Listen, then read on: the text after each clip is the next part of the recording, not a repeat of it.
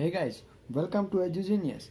आज हम देखने जा रहे हैं synthesis and analysis in unit step signal. Unit step signal में सिंथेसिस एंड एनालिसिस कैसे करते हैं। वैसे सिंथेसिस मतलब मैं पहले भी बता चुका हूँ, कुछ क्रिएट करना, कुछ बनाने की बात होती है, और एनालिसिस के अंदर कुछ बिगाड़ने की बात होती है। वैसे यहाँ पे कुछ बनाने का मतलब सिग्नल को बनाना होता है, और बिगाड़ने का मतलब सिग्नल से हमें हमारा इक्वेशन फाइंड करना होता है। यहाँ से इक्वेशन से हमें वो सिग्नल फाइंड करना होता है। पहले देखते हैं सिंथेसिस में मैं कुछ केस आपको नोट करा रहा हूँ, उसको फॉलो करते हुए आप सिंथेसिस आसानी से कर सकते हैं। तो हमारा केस 1,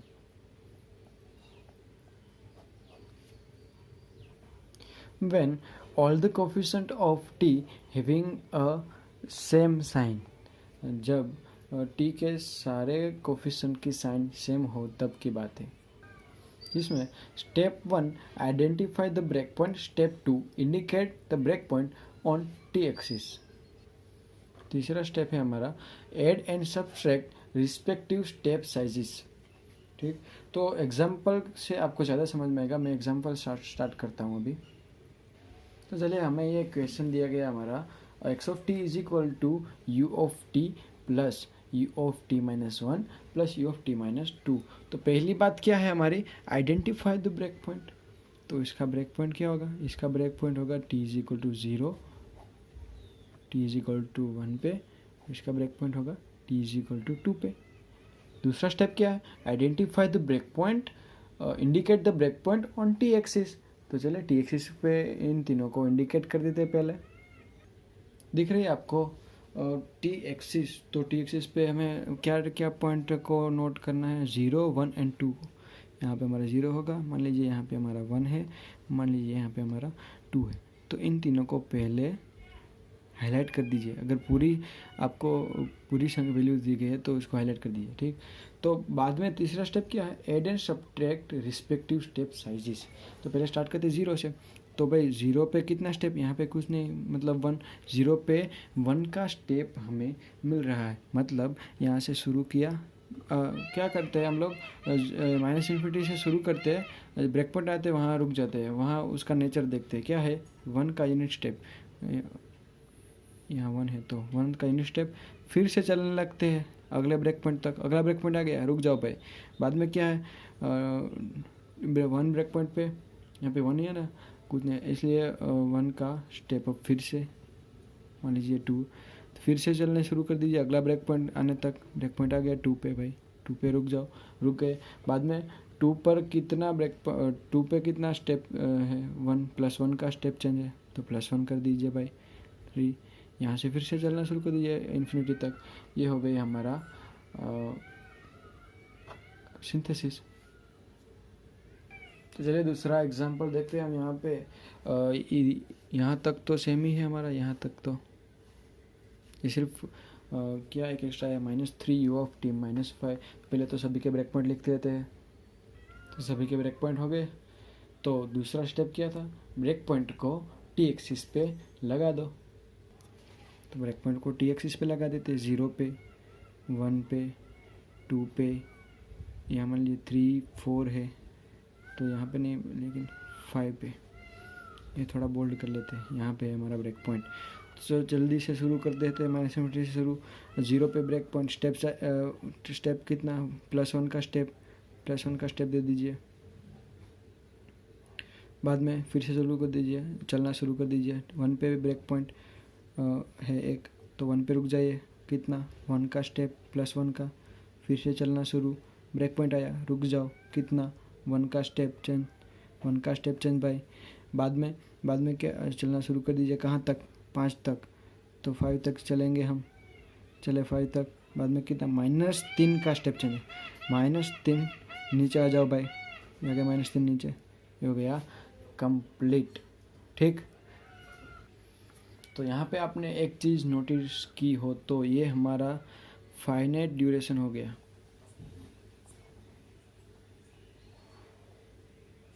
यहाँ तक ये, सॉरी यहाँ तक ये हमारा फाइनाइट ड्यूरेशन हो गया ना। इसका एम्पलीट्यूड भी फाइनाइट है, इसलिए हमने फाइनाइट एम्पलीट्यूड भी बोल दिया। तो इसको बोलते हैं फाइनाइट ड्यूरेशन, फाइनाइट एम्पलीट्यूड। इस तरह के ग्राफ में एक एडिशनल फीचर होता है, वो होता है कि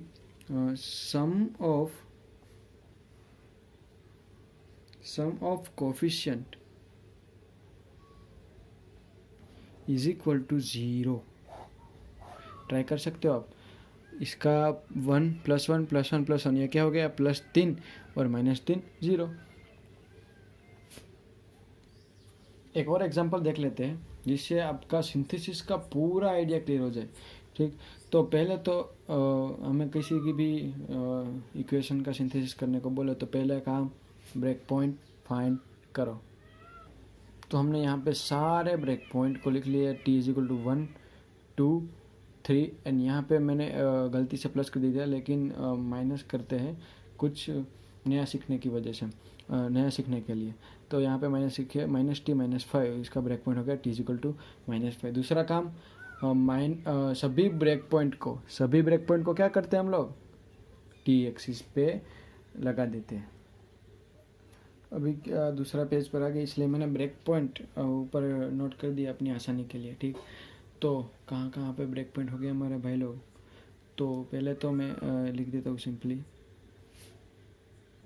एक तो हमारा 1 पे है ब्रेक पॉइंट, 1 पे, भाई 2 पे भी ब्रेक पॉइंट है, 3 पे भी है एंड -5 पे भी है। ठीक, हमारे ब्रेक पॉइंट ये सारे मिल गए। यहाँ पे थोड़ी सी एक ट्विस्ट वाली बात है।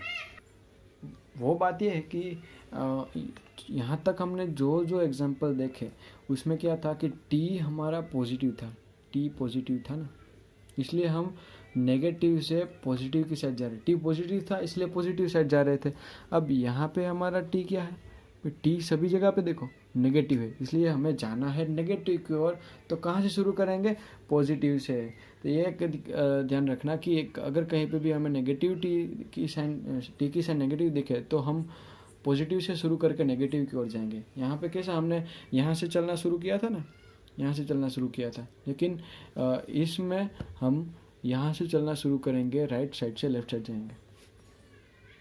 तो फिर चलते हैं लेफ्ट से राइट की ओर, सॉरी राइट से लेफ्ट की ओर, क्योंकि यहाँ पे -t है। तो पहला ब्रेक पॉइंट आया, रुक जाओ भाई रुक जाओ, यहाँ पे क्या वैल्यूज़ थी t पे। अच्छा, तो मैं इक्वेशन ऊपर लिख देता हूँ, अभी यहाँ पे बार बार इसे, हाँ अब ठीक है। तो अब मैं पहुँचे थे यहाँ पे 3 पे। तो 3 पे क्या है, 3 पे +1 का स्टेप है। तो यहाँ पे हम नंबर डिनोट कर देते 2 3। यहाँ पे 3 पे सिर्फ 1 का, बाद में अपना काम शुरू कर दीजिए चलना। रुक जाओ भाई, ब्रेक पॉइंट आ गया, ब्रेक पॉइंट 2। तो 2 पे क्या स्टेप चेंज, सिर्फ +1 का, तो +1 कर दो भाई, चलना शुरू, फिर से अपना काम 1 पे आ जाओ, आ गया। यहाँ पे भी ब्रेक पॉइंट है, ब्रेक पॉइंट आया, देखो भाई यहाँ पे +1 का स्टेप फिर से है, फिर से चलना शुरू। कब तक नहीं रुकना है, जब तक ब्रेक पॉइंट ना आए। ब्रेक पॉइंट सिर्फ कहाँ पे है, ब्रेक पॉइंट सिर्फ -5 पे है आगे। तो -5 तक अपना जर्नी शुरू रखें, -5 पर आ गए, हाँ -5 पे आ गए। -5 वाले टर्म की -3 स्टेप है, स्टेप को -3 कर देना है, -3 करेंगे, 1 2 एंड 3 तक घटा दिया हमने।